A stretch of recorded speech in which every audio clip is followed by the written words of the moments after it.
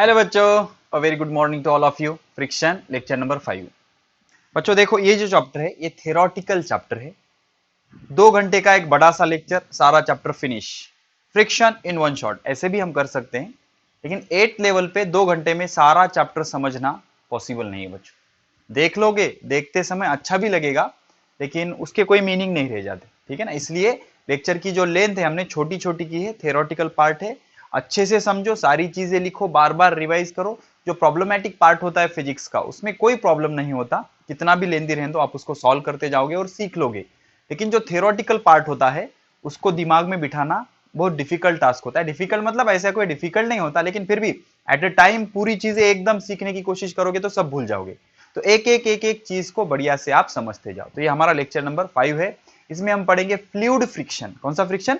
Fluid friction. तो उससे पहले बेस्ड ऑन लेक्चर नंबर 2, 3, 4 और 1, 2, 3, 4 there are some very important और interesting questions on the board.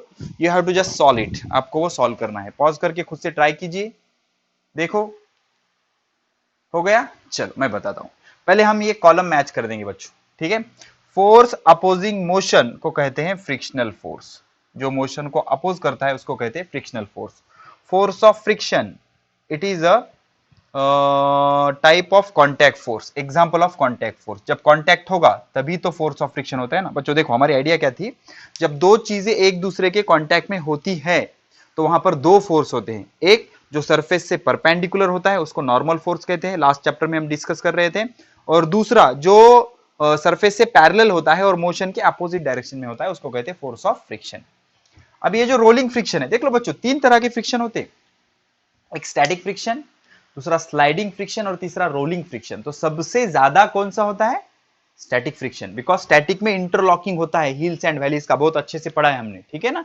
तो सबसे कम क्या होता है? Rolling friction. तो rolling friction is less than sliding friction. सबसे ज्यादा कौन सा? स्टैटिक, उसके बाद स्लाइडिंग, उसके बाद रोलिंग। सबसे कम क्या होता है? रोलिंग। तो rolling friction is less than sliding friction.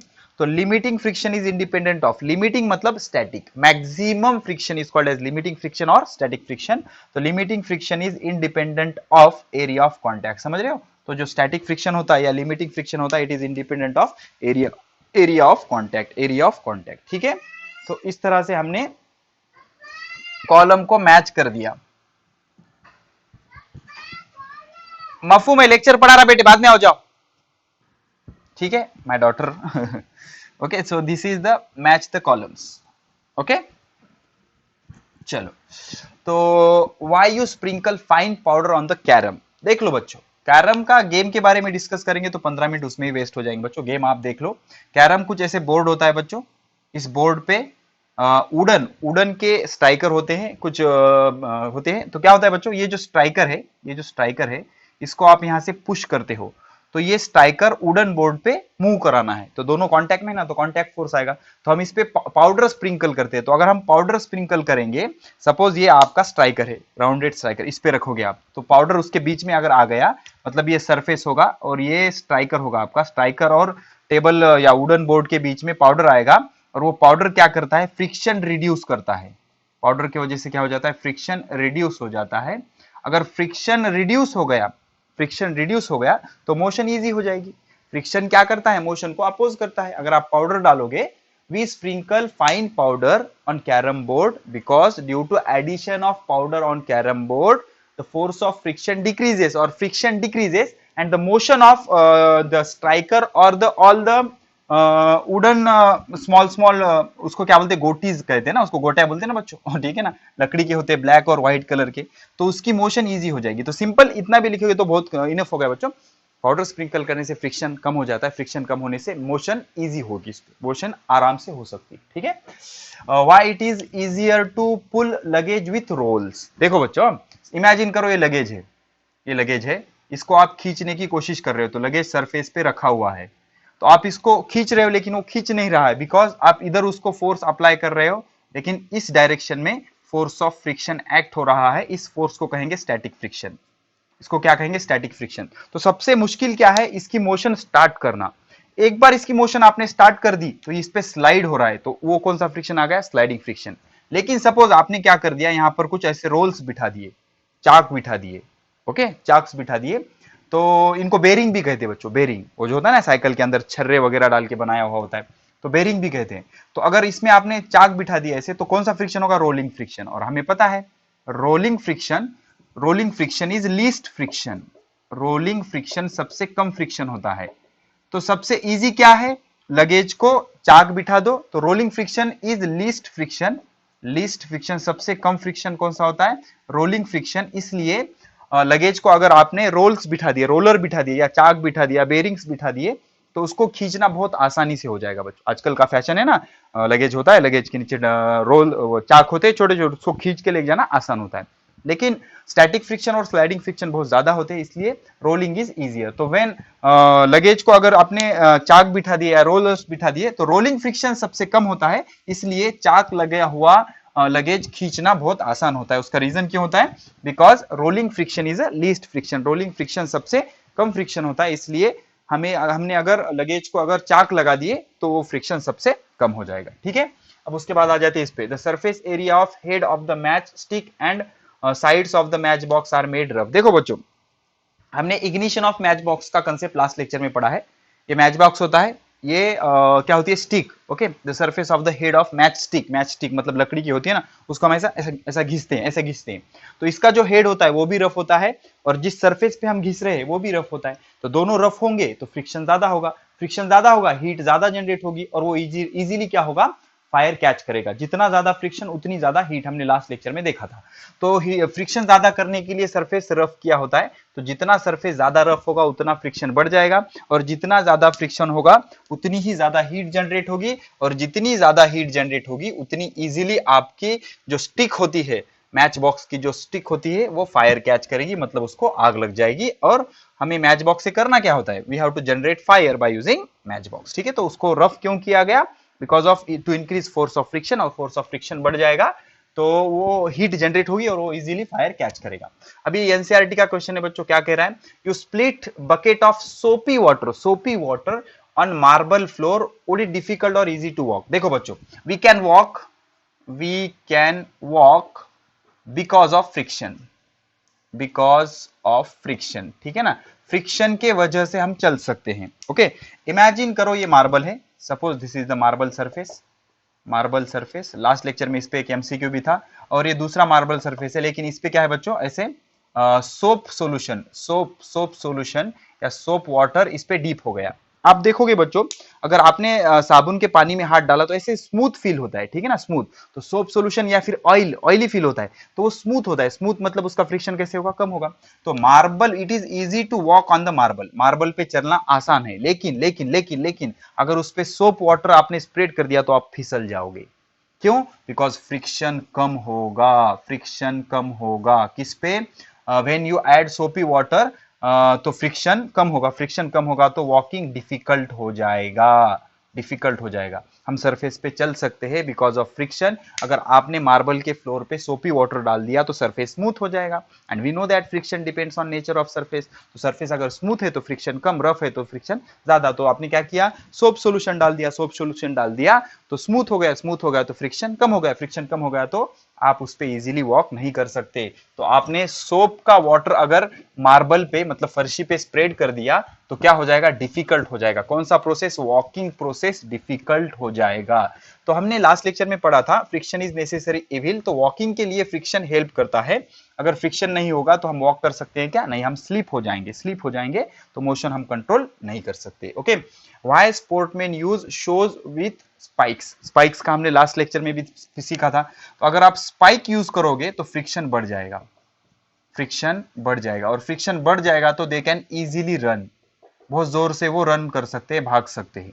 ठीक है, स्पाइक्स वाले शूज अगर प्लेयर यूज करेंगे, प्लेयर को, स्पोर्टमैन को क्या होता है? भागना होता है, दौड़ना होता है, उड़ी मारना होती है, तो इन सारे चीजों के लिए क्या लगता है? फ्रिक्शन लगता है।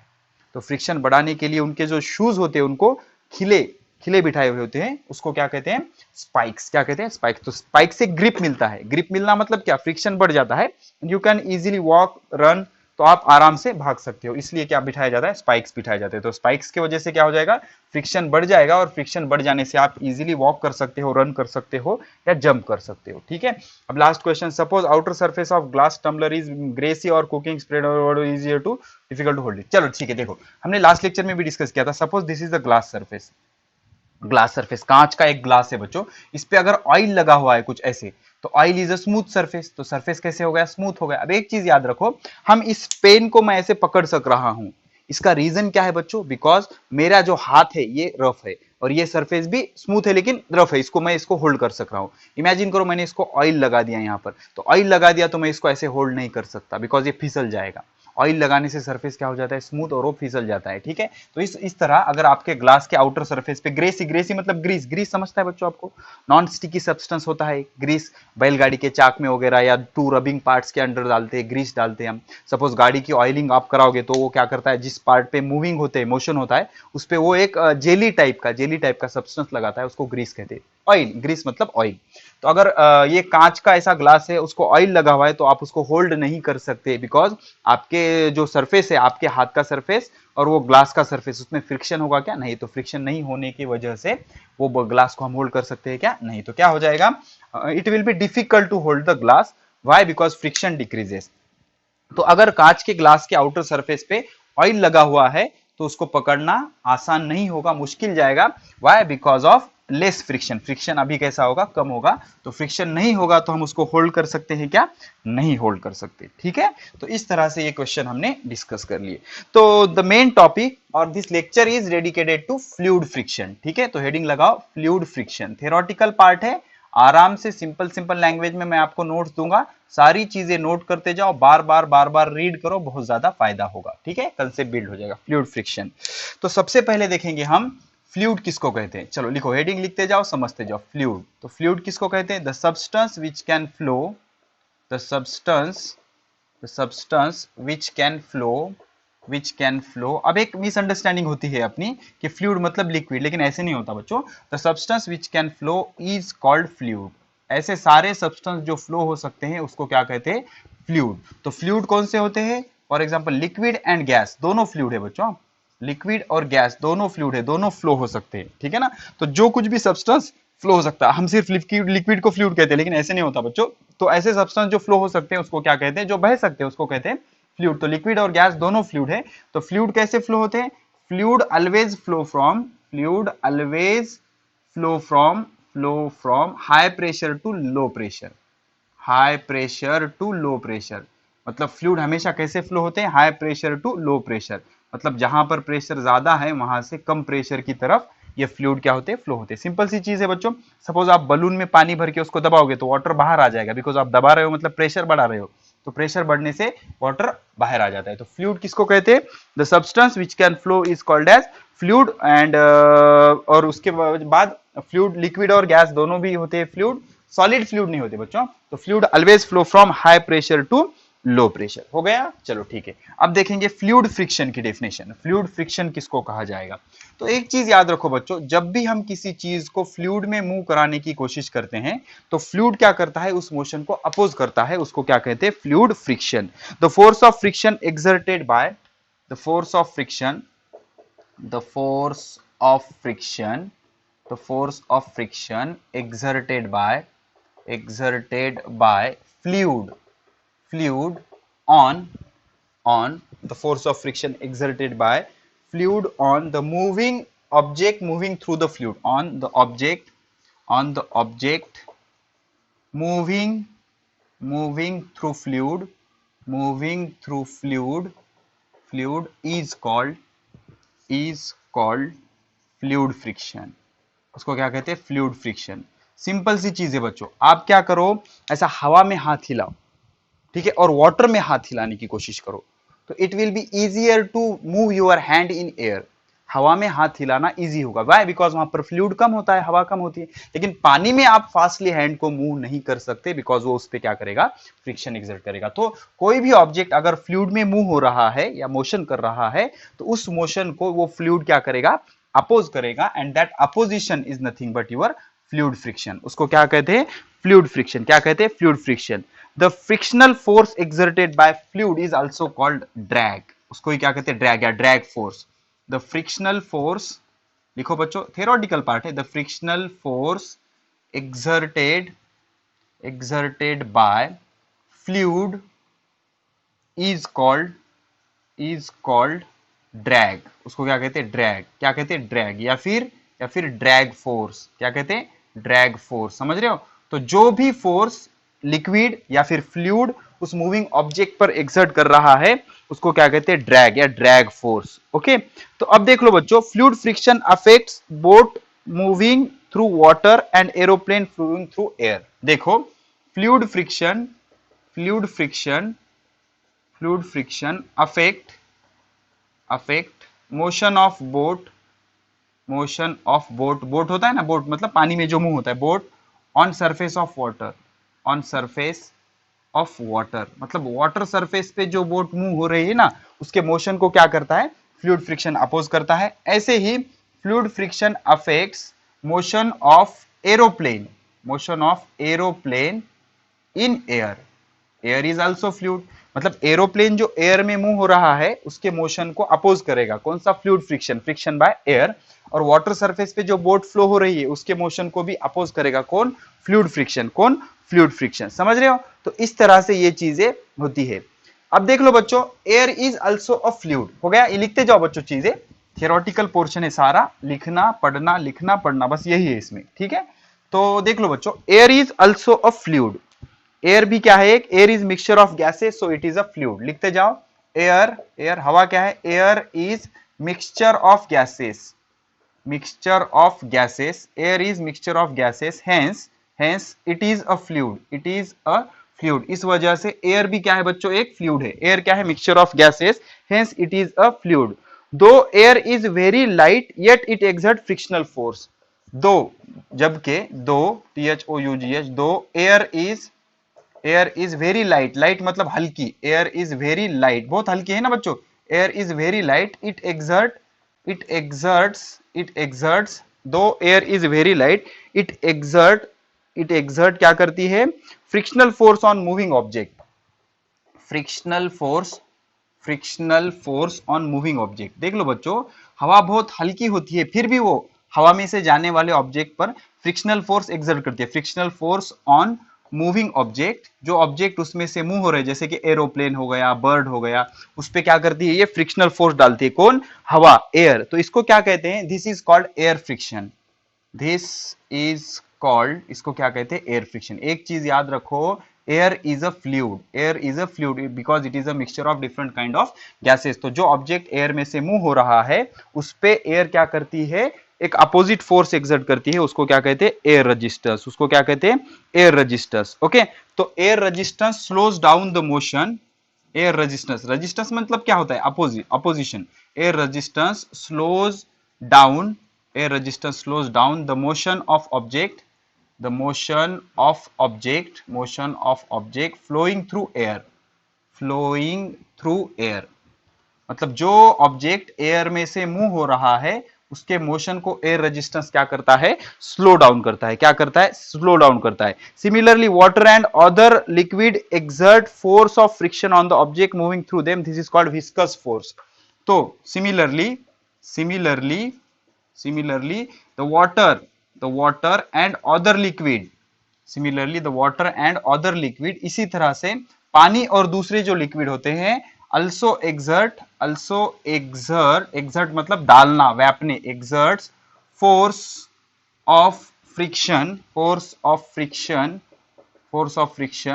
on object moving through them, मतलब कोई ऑब्जेक्ट अगर एयर और लिक्विड में से मूव करने की कोशिश कर रहे हैं तो उस पे क्या करेगा, वाटर और लिक्विड क्या करेंगे, फोर्स डालेंगे through them, is called viscous friction, उसको क्या कहते हैं, विस्कस फ्रिक्शन।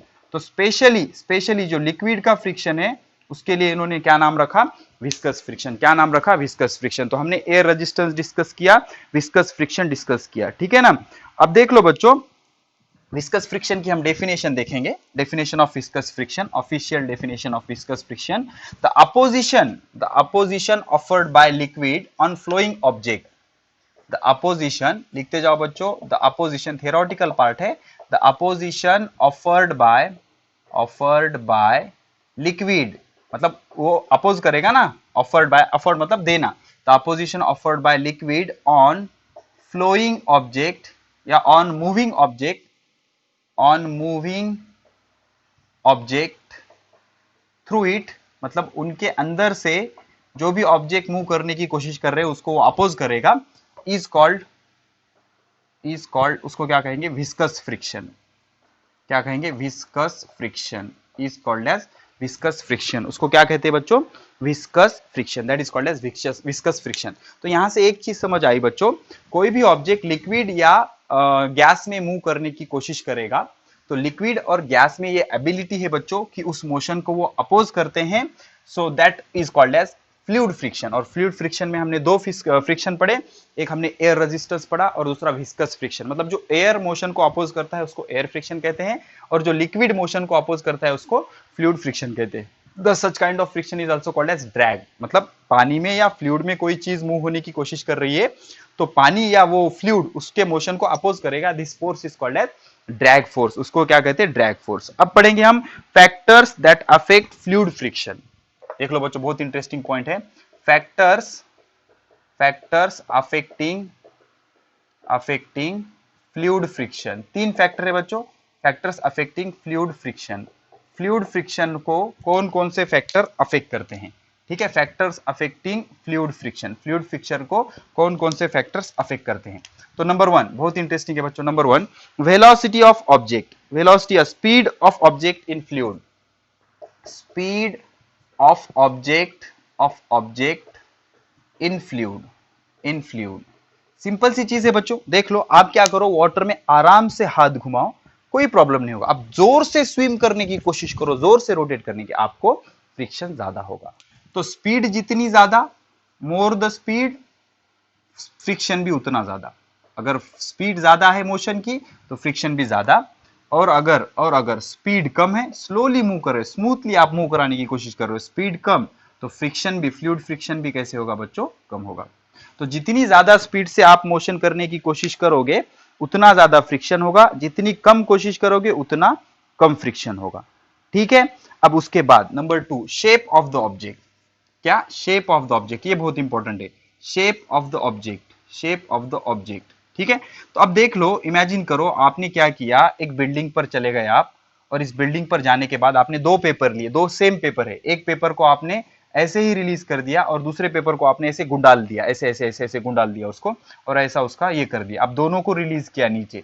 तो अकॉर्डिंग टू गैलीलियो, अगर फिजिक्स में जाओगे आप गैलीलियो के हिसाब से, ये दोनों ग्राउंड पे सेम टाइम में आने चाहिए, बिकॉज दोनों पे ग्रेविटी सेम एक्ट होती है, ग्रेविटेशन में देखेंगे हम वो, लेकिन ये जल्दी आ जाता है, ये बाद में आता है। क्यों ऐसा, बिकॉज इस पे जो फ्लूइड, यहाँ पर सारी एयर है, यहाँ पर सारी एयर है, तो ये एयर क्या करती है, इस पे कम ड्रैग फोर्स डालेगी और इस पे ज्यादा ड्रैग फोर्स डालेगी। जिसका साइज बड़ा होता है उस पे ड्रैग फोर्स कैसा होता है, ज्यादा होता है। कैसे होता है, ज्यादा होता है। तो ड्रैग फोर्स, अपोजिशन का फोर्स इस पे ज्यादा होगा, तो ये आराम आराम से झूलते हुए इस तरह से आराम से नीचे आएगा, लेकिन ये फटाक से नीचे आ जाएगा, बिकॉज इस पे जो ड्रैग फोर्स होगा वो कम होगा। तो जो ड्रैग फोर्स होता है या फिर फोर्स ऑफ फ्रिक्शन होता है या फिर विस्कस फोर्स होता है, it also depends on shape of the object. किस पे डिपेंड करता है, शेप ऑफ द ऑब्जेक्ट, ठीक है। तो शेप ऑफ ऑब्जेक्ट पे भी डिपेंड करता है। शेप ऑफ ऑब्जेक्ट पे कैसे डिपेंड करेगा, जो क्रम्बल पेपर होगा, क्रम्बल मतलब ऐसा, उसको हमने गुंडाल लिया, reach the ground fast, crumble paper reach ground fast. और जो प्लेन पेपर होगा, प्लेन पेपर मतलब जिसको हमने क्रम्बल नहीं किया, plain paper takes more time to reach the ground, मतलब ऐसे ही आपने पेपर को फेंक दिया तो उस पे जो ड्रैग फोर्स है वो कैसा हो जाएगा, ज्यादा हो जाएगा। तो जो विस्कस फोर्स है वो दो फैक्टर पे डिपेंड करता है, दो टोटल तीन है, पहले दो देख लिया हमने। तो स्पीड ऑफ मोशन, जितनी स्पीड ज्यादा होगी उतना ड्रैग फोर्स या फोर्स ऑफ फ्रिक्शन कैसा होगा, ज्यादा होगा। जितनी स्पीड कम उतना ड्रैग फोर्स या फोर्स ऑफ फ्रिक्शन कम होगा। और दूसरी चीज हमने देखी shape of the object, shape of object पे भी ड्रैग फोर्स डिपेंड करता है। अब उसके बाद नेचर ऑफ फ्लूइड, ठीक है ना। Number three, nature of fluid. अब आप अगर 12th में चले जाओगे तो इसको हम ऐसे भी लिख सकते हैं, density of fluid, density of fluid, density of fluid मतलब देखो बच्चों, अगर आपका लिक्विड विस्कस होगा, विस्कस, विस्कस मतलब घट, घट, घट समझते हो ना, घट मतलब ज्यादा डेंस, मतलब सपोज इमेजिन करो आपने यहाँ पर हनी रखा है, डू यू नो हनी, मध, मध, हनी होता है ना, हनी, मध, शहद, ओके, और यहाँ पर वाटर रखा, क्या रखा, वाटर, वाटर रखा, ठीक है। तो अब देख लो बच्चों, इसमें हमने क्या किया, एक एक रुपए का कॉइन डाला, दोनों में सेम, तो ये जो कॉइन है बहुत स्लोली नीचे जाएगा, बिकॉज हनी बहुत घट होता है ना बच्चों, ये ज्यादा विस्कस होता है, विस्कस अगर ज्यादा होगा तो ड्रैग फोर्स भी ज्यादा होगा, ड्रैग फोर्स भी ज्यादा होगा, और पानी में जल्दी चला जाएगा नीचे, बिकॉज पानी की डेंसिटी कैसी होती है, कम होती है, तो उसमें जल्दी सिंक हो जाएगा, ठीक है, बिकॉज विस्कस फोर्स कैसा होगा, इस पे कम होगा, समझ रहे हो आप। तो जितना ज्यादा आपका लिक्विड विस्कस होगा, विस्कस मतलब घट, ठीक है ना, तो उतना ज्यादा ड्रैग फोर्स होगा, और जितना कम विस्कस होगा उतना कम ड्रैग फोर्स होगा, उतना ड्रैग फोर्स कैसा होगा, कम होगा, समझ रहे हो। तो इस तरह से ये सारी चीजें होती है, ठीक है। तो तीन चीजों पे तीन फैक्टर है जिसपे फ्लूइड फ्रिक्शन डिपेंड करता है, एक वेलोसिटी ऑफ ऑब्जेक्ट या speed of object, second nature of object, object का नेचर कैसा है, और तीसरा shape and size of object, shape and size of the object, shape and size of the object. अब इसके बाद बच्चों, the effect of fluid friction is negligible at low speed, note लिखो, note, note number 1, the effect of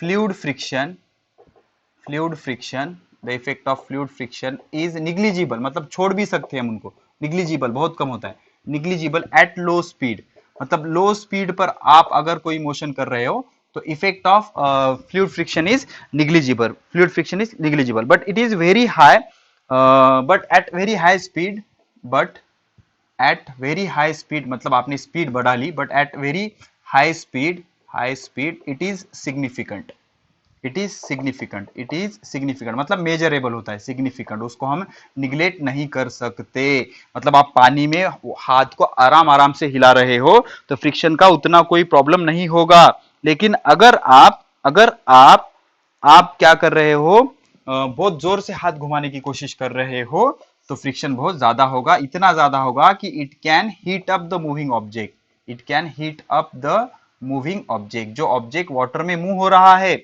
उसको भी वो क्या करा सकता है, हीट करा सकता है, ठीक है। इसीलिए कई बार क्या होता है, कोई चीज या कोई रॉकेट अगर आपने एयर में बहुत हाई स्पीड से मूव करा, रॉकेट की स्पीड बहुत ज्यादा होती है हाई, तो एयर से फ्रिक्शन होने के बाद वो जलने लगता है, तो जलने क्यों लगता है, बिकॉज ऑफ फ्रिक्शन, फ्रिक्शन से हीट जनरेट होती है, लास्ट लेक्चर में हमने पढ़ा था, ठीक है। अब उसके बाद देखेंगे बच्चों, the parachute need not worry, the parachutist, ठीक है ना, मतलब जो पैराशूट से लटक के आदमी आते हैं ना, स्काई डाइविंग वगैरह होती है, ठीक है। इमेजिन करो क्या हो रहा है बच्चों, ये पर्सन है, ये ऐसे ही नीचे गिरा है, ये एयर है, ये सरफेस ऑफ ग्राउंड है, ठीक है, ये ऐसे ही नीचे जंप कर रहा है, और सेकंड पर्सन है और इसके सर पर क्या है बच्चों, कुछ इस तरह से ये ऐसा पैराशूट है, ठीक है, ये इस तरह से, ठीक है, पैराशूट है। तो पैराशूट क्या करेगा बच्चों, पैराशूट का साइज बड़ा है ना बच्चों, तो इस पे जो ड्रैग फोर्स होगा एयर रेजिस्टेंस का वो ऊपर के डायरेक्शन में ज्यादा होगा, और नीचे सपोज इसका वेट है कितना 100 न्यूटन, और ऊपर एयर रेजिस्टेंस है सपोज कितना 90 न्यूटन, तो इसका नेट वेट कितना होगा बच्चों 10 न्यूटन, तो ये आराम आराम से नीचे आएगा। लेकिन यहां पर देखो बच्चों टोटल कितना 100 न्यूटन, तो ये बहुत स्पीड से नीचे आएगा और डन बोल के यहाँ पर अपट जाएगा, ठीक है ना। तो पैराशूटिस्ट को वरी करने की जरूरत है क्या, नहीं। तो पैराशूटिस्ट लिखो, the parachutist need not worry मतलब उसको काळजी करने की जरूरत नहीं, in Marathi, okay, need not worry, she will land safely on ground, she will land, she three female first, okay, she will land safely on earth, safely on earth, तो earth पे ये सेफली लैंड हो जाएगी because of friction, because of friction. तो इस पे friction बहुत ज्यादा होगा ना बच्चों, इस पे भी होगा लगभग 5 से 6 न्यूटन या बहुत कम होगा, ठीक है, बिकॉज इसका साइज कम है ना, तो इसका साइज बड़ा रहने से यहाँ पर फ्रिक्शन कैसा होगा, बहुत ज्यादा होगा, और फ्रिक्शन ज्यादा होने के कारण ये आराम से जमीन पर लैंड हो सकता है, लेकिन ये आराम से लैंड नहीं हो सकता बिकॉज वहां पर पैराशूट है क्या, नहीं। तो पैराशूट ऐसे काम करता है बच्चों, तो पैराशूट यूज करने से क्या हो जाता है, विस्कस फोर्स बढ़ जाता है, कौन सा फोर्स बढ़ जाता है, विस्कस फोर्स बढ़ जाता है, जिसके कारण आप आराम से लैंड कर सकते हो और कोई प्रॉब्लम नहीं आएगा। लेकिन अगर पैराशूट नहीं है तो विस्कस फोर्स बहुत ही कम होगा, आप बहुत फास्टली लैंड करोगे, इस वजह से एक्सीडेंट भी हो सकता है। ठीक है, अब उसके बाद बच्चों when carrom striker is move on ice then why it slide easily. देखो बच्चों, कैरम स्ट्राइकर स्ट्राइक फास्टली या फिर मूव्स फास्टली ऑन आइस। क्यों? देख लो बच्चों, suppose this is the ice, ये आइस है बच्चों। तो ice means it is made up of water, तो इसके सबसे ऊपर का जो लेयर होगा यहाँ पर एक थिन लेयर होगा, किसका? वाटर का। अब इस पे अगर आपने स्ट्राइकर रख दिया ऐसे, और इस स्ट्राइकर को आप क्या कर रहे हो? हिट कर रहे हो, मूव कराने की कोशिश कर रहे हो, तो क्या हो जाएगा? ये जो वाटर है बच्चों, इसके हिल्स और वैलीज में भर जाएगा। ओके, और ये क्या हो सकता है? It will act as a lubricant. अब ये लुब्रिकेंट हम नेक्स्ट लेक्चर में पढ़ेंगे, रिड्यूस द फ्रिक्शन के टॉपिक में। ठीक है, तो हमने देखा है ना बच्चों, दो पार्ट जब एक दूसरे से घिस जाते हैं, ऐसे पार्ट में हम ऑयल डालते हैं या ग्रीस डालते हैं। इसका रीजन क्या होता है? ऑयल, ग्रीस, ये सब्सटेंस सारे क्या होते हैं? लुब्रिकेंट, ये फ्रिक्शन को रिड्यूस करते हैं। तो आपने अगर यहाँ पर वाटर डाल दिया, तो यहाँ पर वाटर ऑलरेडी होगा, बिकॉज इट इज आइस ना, ये आइस है। तो इस वाटर के वजह से क्या होता है? फ्रिक्शन कम हो जाता है, फ्रिक्शन इज लेस। तो अगर फ्रिक्शन लेस हो गया, तो जो फैक्टर या फिर जो फोर्स मोशन को अपोज कर रहा था वो कम हो जाएगा। तो मोशन को अपोजिंग फैक्टर अगर कम हो गया, तो मोशन स्पीड अप हो जाएगी, और वो जो स्ट्राइकर है वो आइस पे क्या होगा? फास्टली मूव हो सकता है। अब वो जो स्ट्राइकर है आइस पे क्या हो जाएगा बच्चों? फास्टली मूव होगा, फास्टली वो आराम से उस पे क्या हो सकता है? मूव हो सकता है। क्या हो सकता है? मूव हो सकता है। तो इस तरह से ये सारी चीजें हमने देखी। ठीक है, अब इसके बाद बच्चों हो गया, चलो ठीक है। तो इस तरह से ये सारी चीजें होती है। ठीक है, तो लेक्चर नंबर 5 को यहीं पर करते हैं हम समाप्त बच्चों। Why? Because this is a theoretical chapter. एक एक लेक्चर में थोड़ी चीजें पढ़ाएंगे बच्चों, हम ज्यादा नहीं पढ़ाएंगे और ज्यादा आपके सर पर बर्डन नहीं रखेंगे। और लेक्चर बढ़ जाने से दो चीजें होंगी, एक तो हमारा 9 नंबर का लव अचीव हो जाएगा, और सेकंड वन, बहुत सारे क्वेश्चन आपको सीखने मिलेंगे। तो जल्दी मिलते हैं लेक्चर नंबर 6 में, उसकी भी शुरुआत करेंगे कुछ जबरदस्त क्वेश्चन के साथ। ओके, तो तब तक पढ़ाई करते रहे। All the very best.